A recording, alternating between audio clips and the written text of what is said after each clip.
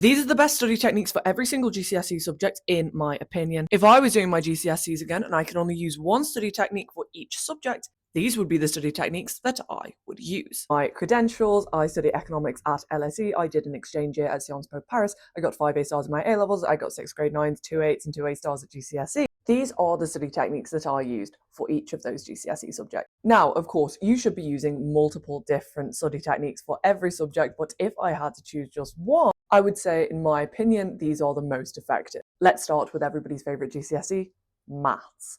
If I was revising for maths again, I would use past paper questions. The reason for this is that to get a grade 9 in GCSE maths, you need to understand how topics link together, and you are quite simply not taught this a lot of the time in the class. The only way you get used to this is by doing practice paper after practice paper. It also helps identify where your weakest areas are so that you can hone your revision in on those.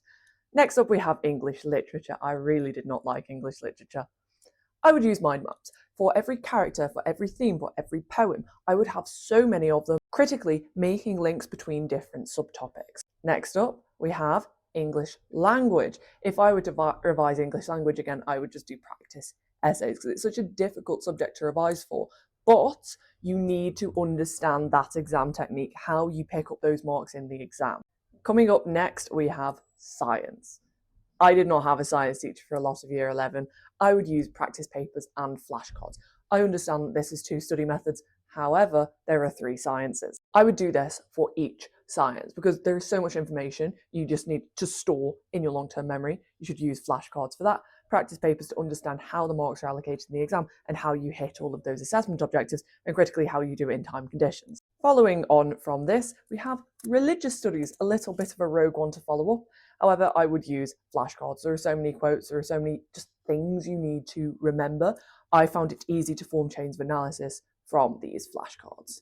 History, again, the bane of my existence. We didn't really finish the course. I would use blurting, chronological blurting, so talking about an event and then what led on from it, what came before it. I felt like this active recall technique was the best for me for history so that I could see how the different events linked to each other. Geography, I would use revision posters to summarise an entire topic and the key concepts, the key statistics, and also have my key definitions on here. Next up, we have business studies. I would use exam technique and practice because I feel like a lot of business is kind of intuitive. There are things that you need to remember, use flashcards for that, but a lot of it is how do you pick up those marks in the exam. If you like this video, be sure to follow for more daily study tips.